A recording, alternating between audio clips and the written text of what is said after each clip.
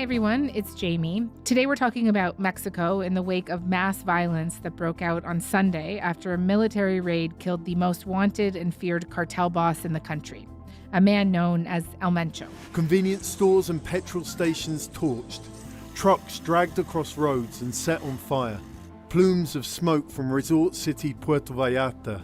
Corre, corre, corre, corre, corre. Panicked customers running through Guadalajara airport, flights cancelled, and fear.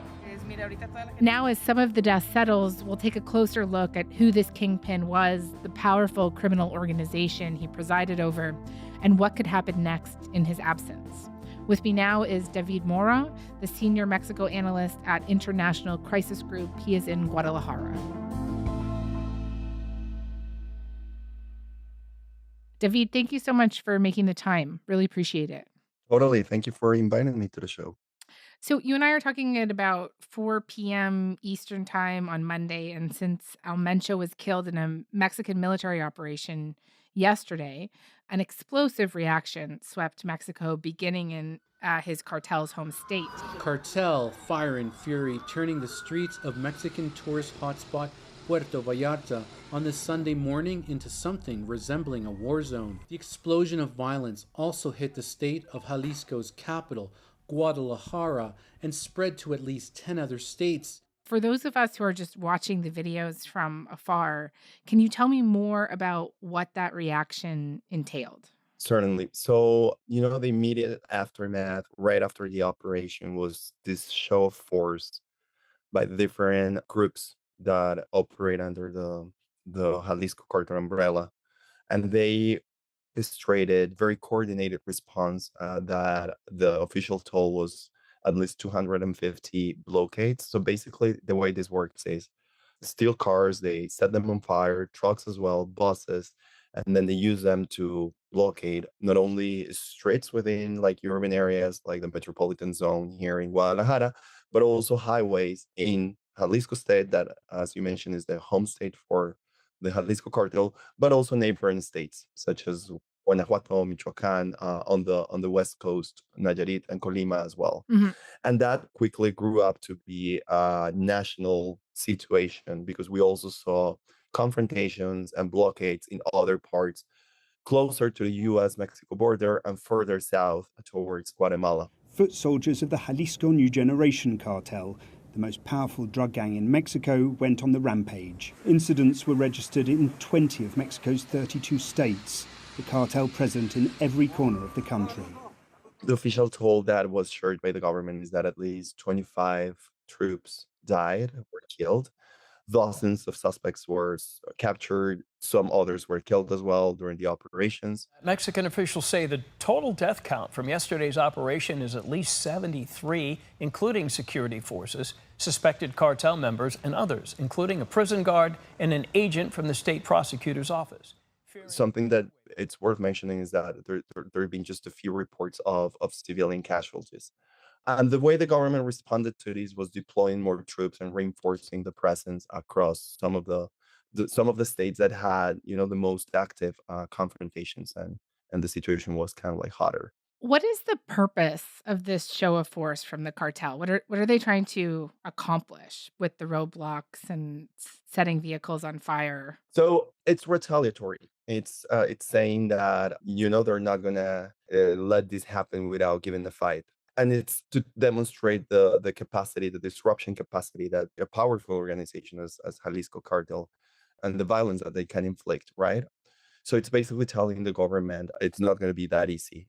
It's a show of force to demonstrate the capabilities of the cartel. How would you describe the state of things right now across Mexico? Has the violence subsided? Has it been largely contained? So to keep it under the right perspective, not all of Mexico was under fire, right? Like Mexico City didn't present any activity, any criminal activity, for instance. Mhm. Where I am connecting from, which is Guadalajara, the situation was different. We did see several instances here in Guadalajara, in the metropolitan area, of these road blockades. There was a lot of misinformation as well, so there was a bit of panic among the population. And rightly so, most people shelter in place. Yesterday, all day long. And today, the city is kind of like crawling back slowly to a certain level of normalcy. So yesterday, for instance, I was able to walk on the street, not because I wanted, but because I was staying at an Airbnb with no water or food whatsoever. So Mm, I went outside to try to find food. And of course, all businesses were shut down. The streets were completely empty. Then I learned, for instance, that Uber stopped the ride sharing services. So you couldn't access the app. There was no public transportation. The government halted all public transportation. And you could see that on the streets again. It was basically ghost town. I ended up finding a taco joint, right. which you would think that is kind of like the easiest thing to find in Mexico. Yeah, I want a taco, and there are tacos everywhere. It was the only, and I'm talking about a main thoroughway, a main avenue in the city. It was absolutely empty, and after almost 1 hour of walking, I found this joint, this stall. I ended up queuing for 4 hours, Wow. and then online, I heard several stories of people that were literally stranded. The city, for instance, Guadalajara hosted its half a mile marathon, not half a mile, the half marathon. And there were over 10,000 runners from out of state that couldn't return. They finished the race and they were forced to stay in Jalisco, in Guadalajara. Hmm. Some of the people on the line we saw arriving troops, Guardia Nacional, the National Guardsmen, also looking for food. They had been on duty by then for over 24 hours, so they were starving more than we were. I was able to chat with some of these troops, and they shared like pretty bleak stories of what the confrontations had been like outside the metropolitan area. So besides this corner that had a lot of us trying to find food and water, the city was basically empty, virtually empty. It reminded me of COVID. I mean, most immediately with the World Cup, seeing the city that I'm seeing today, completely, it came to a standstill. It was a ghost town, and just thinking that this city is going to receive millions of people in just a few months for the matches that are going to be played here, it was kind of like hard to, square that circle. Can you tell me more about what they told you about what those confrontations were like? Because I mean, looking at the footage from here, it looks like a war zone, right? There's plumes of smoke coming out of like around Puerto Vallarta. What was it like, the violence and the chaos in reality?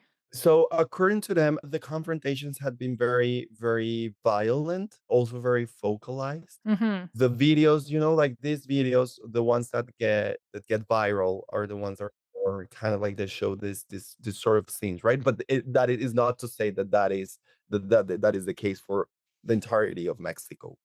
Certainly in Puerto Vallarta, they set in fire places, businesses here as well, like some Oxxo, which is this chain store very popular in Mexico.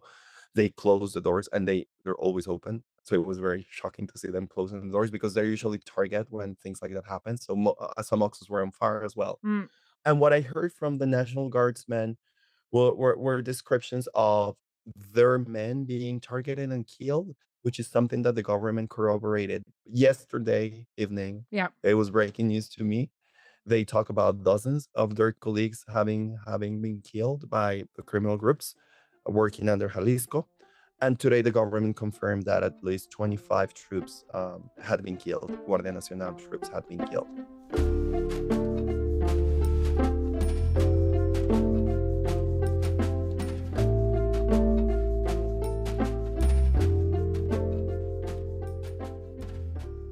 In Puerto Vallarta, tourists were told to shelter in place. All Canadians in affected regions should heed the direction of local authorities and travel only when it is safe to do so. There was reportedly 300 people stuck at the airport after flights were canceled. Many travelers were eventually transferred to the city center under heavy police escort.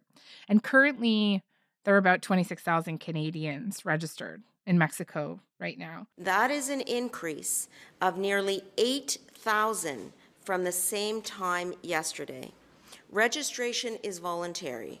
We know that the actual number of Canadians in Mexico is likely much higher. All Canadians traveling or living abroad are strongly encouraged to register with Global Affairs in order to receive timely updates and information about the ongoing situation and travel advice. Is your sense that the streets are still too dangerous to move around in? I know you're obviously moving around in them a little bit. I have, yeah. And again, I mean, Guadalajara, it feels like it is going back to normal. And this is what I would expect, based on previous instances of, the Mexican government going hard against a major drug trafficking figure. The immediate reaction usually lasts for around 2 or 3 days. And then things kind of like go back to normalcy. Is there anything different about this time around from previous experiences? I mean, and when I say previous experiences, of course, the first one that comes to mind is El Culiacanazo, which is the time in 2019 that former President Andrés Manuel López Obrador tried to capture El Chapo's youngest son, Ovidio Guzman. It began Thursday afternoon in Culiacán, the capital of Sinaloa State, when 30 officers on patrol were shot at from inside a home. Patrol personnel repelled the assault, took control of the house, and arrested 4 people inside, says Mexican Security Minister Alfonso Durazo. And they did capture him, but Los Chapitos, this faction within the Sinaloa cartel, basically sieged the entire city. They choked the city in its entirety. And they forced, basically, the government to release Ovidio. But then things turned. Cartel gunmen surrounded the home, armed with military-grade weapons, turning the city into a virtual war zone. Outnumbered and outgunned, the security forces said they had no choice. They let Guzman Lopez go. And there are plenty of difference because we're talking about 2 different groups, 2 different states. The control that Los Chapitos had over Culiacán, I think, was way deeper and tighter than the control that Cartel Jalisco Nueva Generación has over Guadalajara and the metropolitan zone here. And the other things, because of course El Mayo was eventually killed and his body was taken to Mexico City, rightly so. I think if they would have left the body here, the situation would have been very different. So there are certainly major points to differentiate what we're seeing now from previous instances.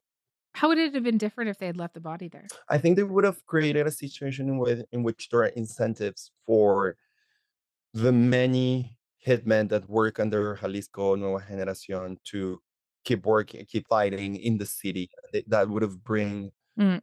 the conflict to the city, which is precisely what they didn't want. And I think something that the government learned from previous experiences, especially El Culiacanazo, was that it's not a good idea to do this in a major urban area.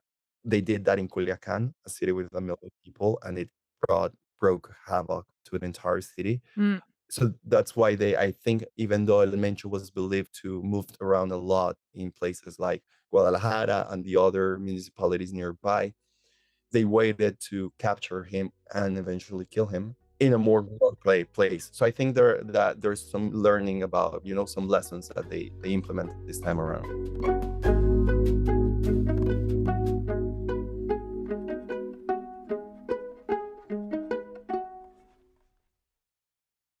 What do you make of the decision to do it so close to a tourist destination? Have you ever seen that before? There's a lot of details that we don't know about the operation that we might never get to learn. But this might have been a scenario in which, it's kind of like it's now or never type of situation. Mm. And maybe it was the best moment because a lot of different factors were just, they played together and it was the moment to do it. It was close, yeah, to a touristic destination. It was also relatively close to Guadalajara, but again, it was not in either of those cities. I know I take your point that we still don't know like a ton about the operation, but just tell me what we do know at this moment. I know we've been told that they located El Mencho by tracking one of his girlfriends to what was called a secluded love nest, and ultimately he was killed in the shootout. And so, like, what other details have we heard? So the government today, in the daily presser that the president usually hosts, both the general of the army, General Trevilla, and the Secretary of Public Security, Omar Garcia Harfuch, presented. It was not super detailed, but they shared a few nuggets here and there about the operation, like what you just said, right? That they were chasing presumably a lover of El Mencho. They also shared things like that it was in total 8 people, 8 suspects that died. The 3 of them died on the way to Mexico City in the helicopter that they were being flown to Mexico City, including El Mencho. Hmm. It was reported that the body was positively identified as El Mencho. There are other bodies that are still yet to be positively and publicly identified, including important lieutenants of El Mencho, really powerful figures within the cartel as well. So we were shared that as well. We were shared, the amount of money, the weapons that were seized during the operation. Apparently, they used rocket launchers against some of the forces that arrived on air to the scene. Hmm. As in a bit of an aside here, the lawyer for the alleged Canadian drug lord, Ryan Wedding, who I'm sure you're very familiar with, and who was recently taken into U.S. custody. Accused of leading a billion-dollar cocaine empire, escorted from Mexico to California, the FBI director right behind him. He went from an Olympic snowboarder to the largest narco trafficker in modern times. Was quite adamant in a statement today that his client did not give the U.S. any intelligence that helped lead to the killing of El Mencho. I mean, I guess, are you buying that? Like, why would the lawyer need to come out so forcefully? Yeah, like, why do you even think we heard that? So I think that both the U.S. government and the Mexican government have deployed more really sophisticated intelligence gathering operations in the country, not to depend upon whether a suspect in the U.S. court gives them information. And precisely because these sort of operations really need the most updated, fresh details as possible about location, who they're with, what sort of guards they have around, what is the location they're at. So this is information that most likely Ryan Wedding was not privy, was not, didn't have with him. Hmm. But I see why he would put out this strong statement, saying, "Don't even look at here. This has nothing to do with Ryan Wedding." Because I mean, there's going to be a lot of the removal, taking out elements is going to bring a lot of violence and reaccommodation within the group, within the cartel, Yeah. and that maybe he's afraid that as part of that, maybe they can somehow point that this was orchestrated with the help of Ryan Wedding. So I think for security reasons for his client, he might have been that adamant, denying all connections.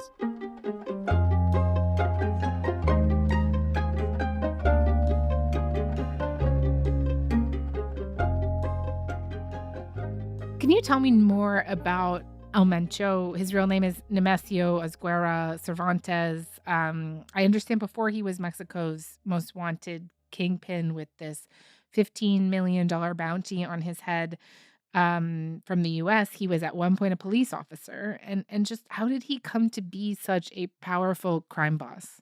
Right.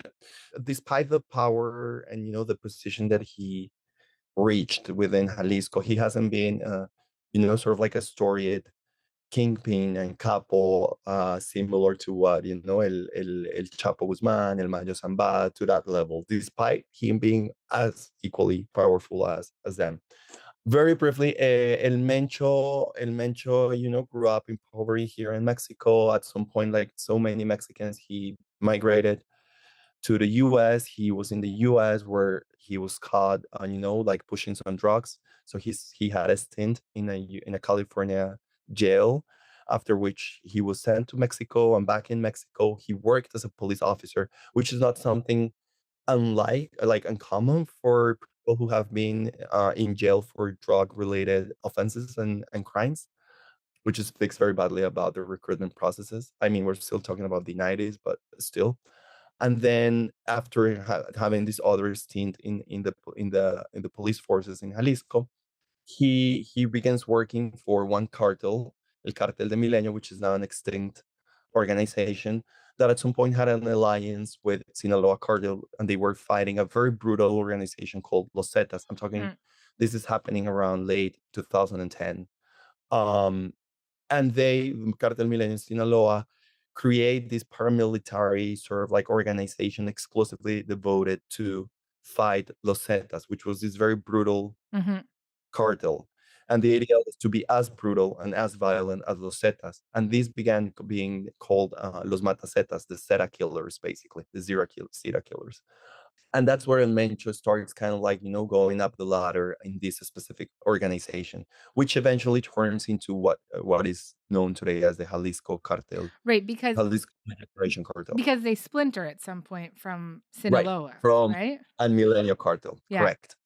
Which is the story of organized crime in Mexico. The story of organized crime in Mexico is the story of splintering and having fractures and groups dividing and then internal fighting and then one group kind of like getting the upper hand at the end and then other groups reaccommodating around that. And that is something that we might be at Portas kind of like in the making of, with beheading Jalisco Cartel and taking El Mencho out.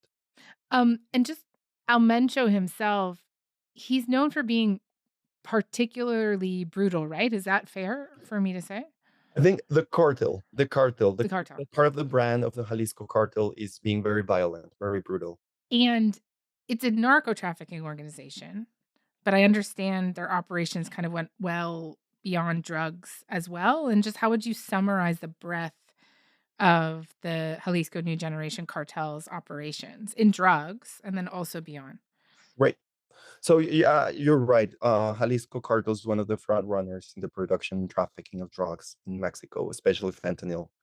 They also, and they're always on the yearly reports of the DEA. They're always on top of the main producers and traffickers of fentanyl and other drugs as well. They also are in the business of bringing plant-based drugs from South America, i.e., cocaine, to Mexico and then ship it to other destinations across the world. But it's not only drugs that they are invested in. There are other criminal rackets, criminal markets in which they also operate. For instance, they're huge in the parts of Mexico, the regions of Mexico that are rich in terms of agricultural activity, and also mining zones, charging extortion fees for the producers of either avocados, lemons, or the many minerals that are mined in different parts of Mexico. So, for instance, for avocados, the cartel and the groups operating under Jalisco, with Jalisco charge 5 pesos for every kilo of avocado that a producer grows in specific parts. For instance, this is in Michoacan. So they're also big on that. They also have a presence in the fuel smuggling, fuel theft market in Mexico, which is also very lucrative. So they have diversified, same as other criminal groups. They have diversified into these multiple licit and illicit businesses. These members of the cartel, there's these videos online of members suited up in military gear with just really highly sophisticated armored weapons and armored vehicles. They've been said to have drones. You talked about rocket launchers. And like, how did they come to be so well armed?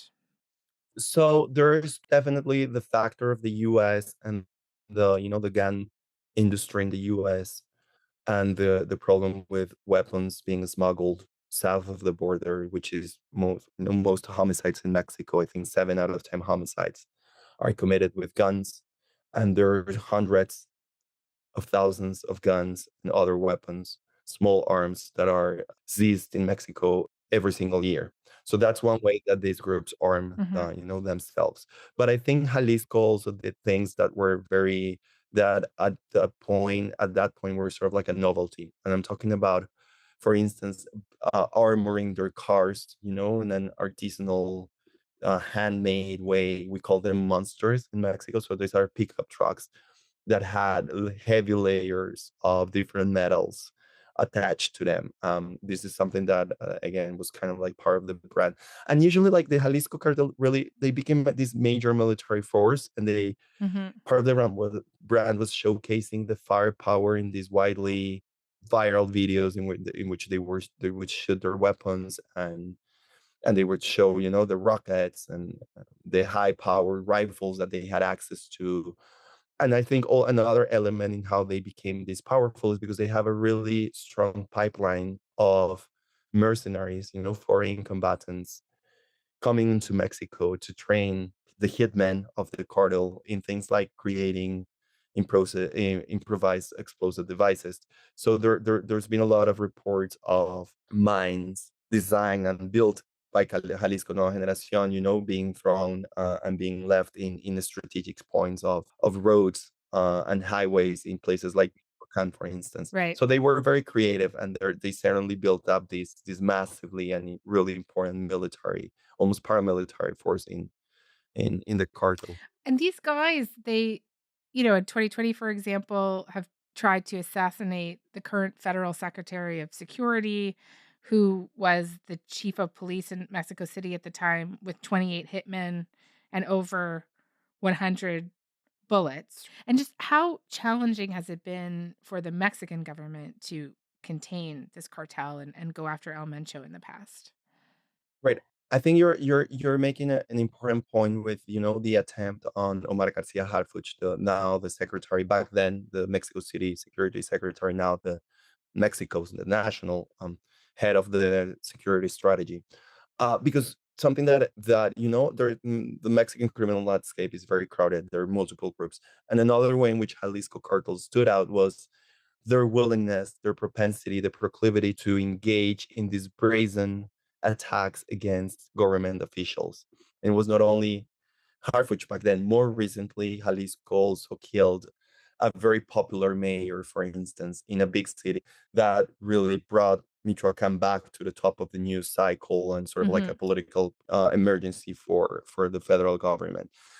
In terms of the second part of the question, that how hard has it been with for the federal government to confront the cartel? It certainly is.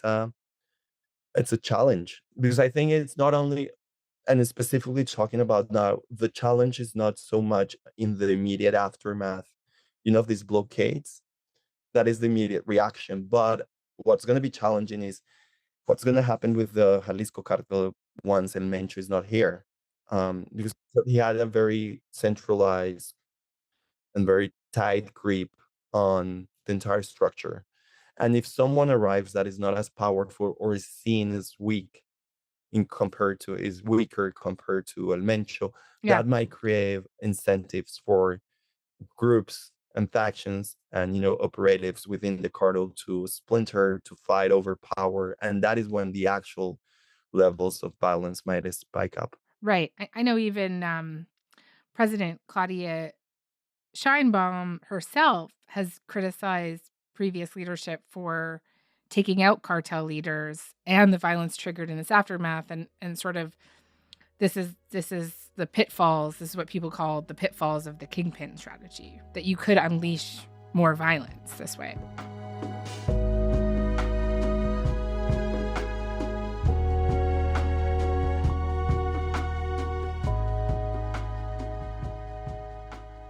I would be curious to hear your thoughts on the role that you think the United States has played here. So there was a statement that went out by the White House press secretary, Carolyn Leavitt, commending Mexico's military, saying that U.S. and Mexican intelligence was used here.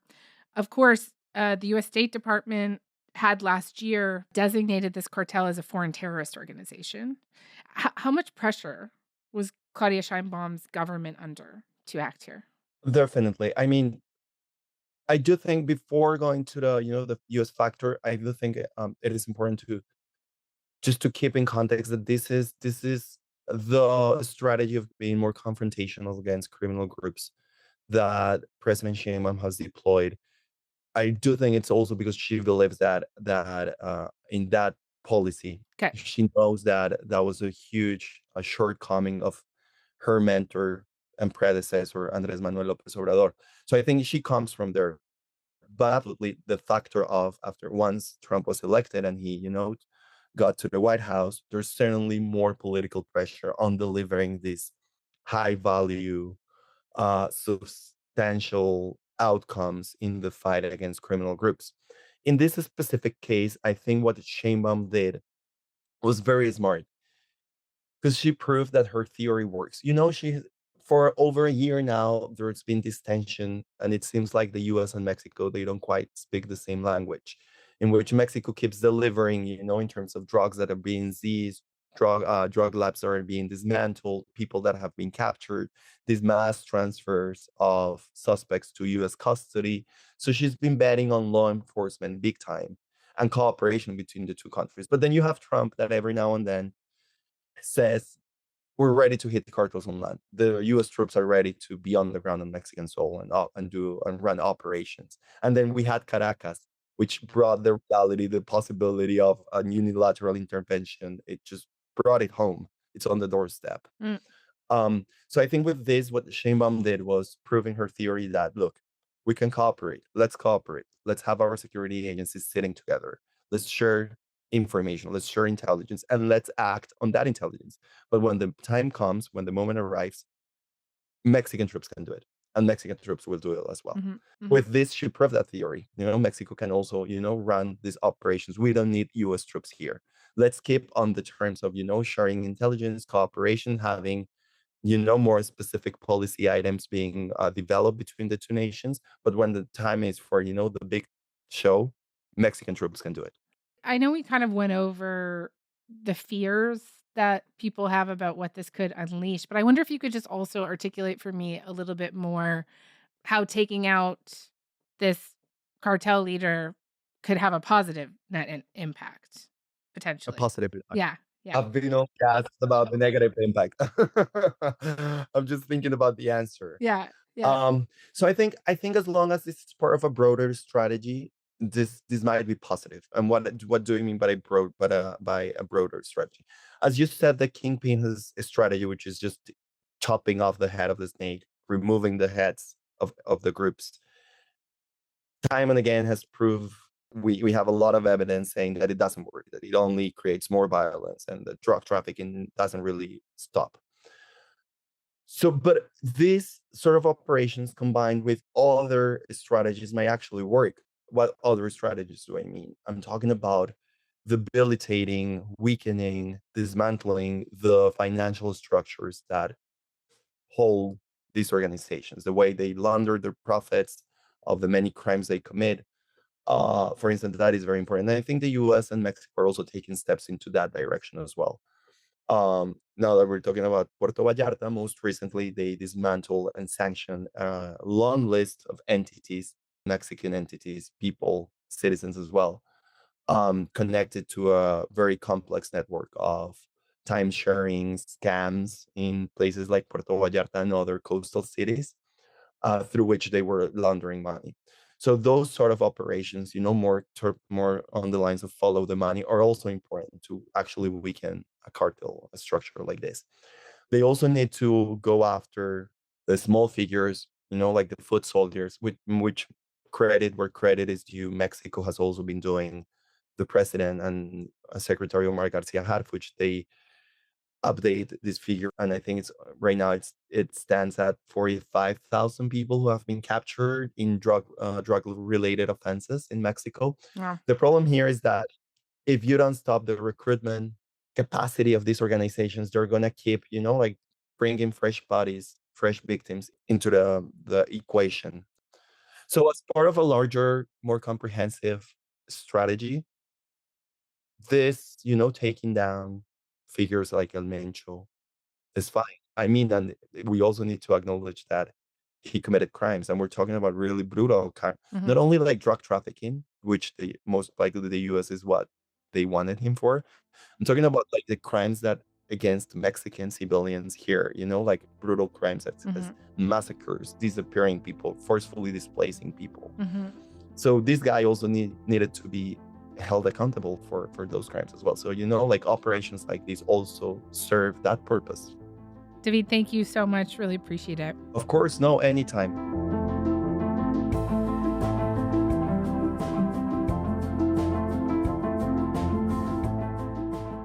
All right, that's all for today. I'm Jamie Poisson. Thanks so much for listening. Talk to you tomorrow.